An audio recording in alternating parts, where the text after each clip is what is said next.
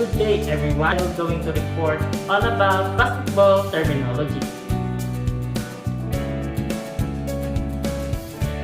There are some basketball terms that players have to understand when playing the game. Here are some terms. Draft pick. Draft pick is an eligible player selected to play for one of 30 teams in the NBA. Free throw. Free throw is a basketball throw from the free throw line from either personal, technical, unsportsmanlike, or disqualifying fouls. Each free throw made is worth 1 point. The number of free throws attempted are determined by the following. Missed field goal and a drawn foul will result in 2 free throws. Made field goal and a drawn foul will result in 1 free throw. Missed 3-point attempt and a drawn foul will result in 3 free throws. Made 3-point attempt and a drawn foul will result in 1 free throw. Unsportsmanlike foul will result in 2 free throws and the same team's possession. In all North American rule sets, this foul is called a flagrant foul with the same penalty. Technical foul will result in 2 free throws and the same team's possession. Field goal. Field goal is any made shot in normal play. Field goals are worth 2 points unless the shooter was outside the 3-point line, in which case it is worth 3 points. Personal foul. Personal foul is any contact committed by a player of the other team thought by the umpires to have caused a disadvantage. Technical foul. Technical foul is a violation of certain basketball rules. They include fighting or threatening to fight with another person, entering the basketball court when it is not a substitution time, a player being out of bounds, away from the court to gain an advantage, having too many players can play on the court, refusing to sit on the bench, returning to play when a player is disqualified, loses his privileges to play, yelling and or swearing at another player or an official.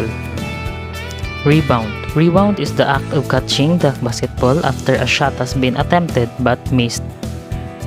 Assist. Assist is to pass a teammate the ball, which then the teammate immediately shoots into the basketball ring successfully.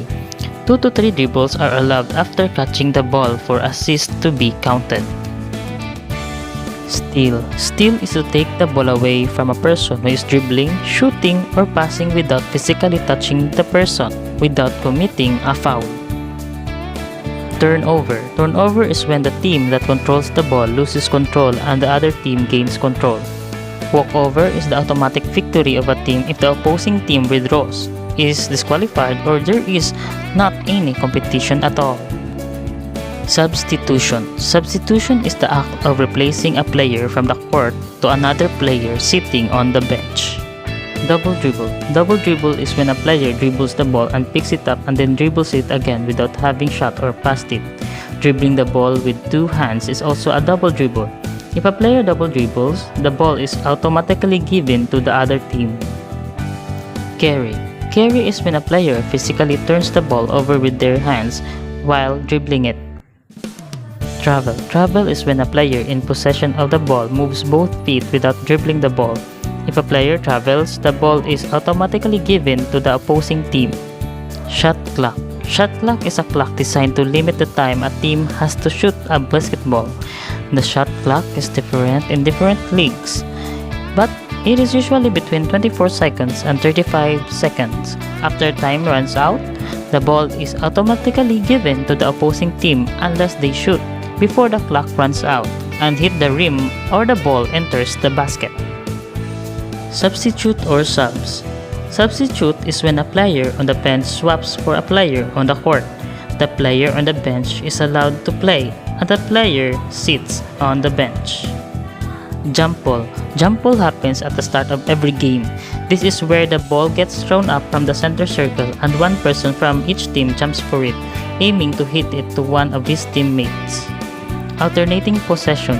Alternating possession at the start of the game where there is a jump ball. Whichever team wins the jump ball gets the arrow pointed towards their goal.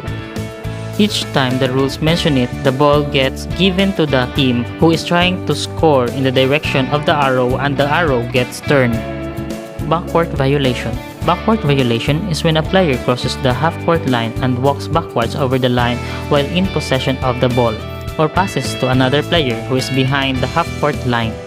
Note that this rule does not apply if a defensive player taps the ball and it goes beyond the half-court line and the offensive player retrieves it in the backcourt. 3-second violation. 3-second violation is when a player stands in the lane, an area marked by the big square in front of the basket, for more than 3 seconds. The offensive team that commits a 3-second violation will lose the possession of the ball. The defensive team that commits a 3-second violation will receive a technical foul. 8 or 10-second violation. 8 or 10-second violation is when the team with the ball fails to advance the ball past the center line within the allowed time. The offensive team will lose possession. The allowed time is 8 seconds in international play.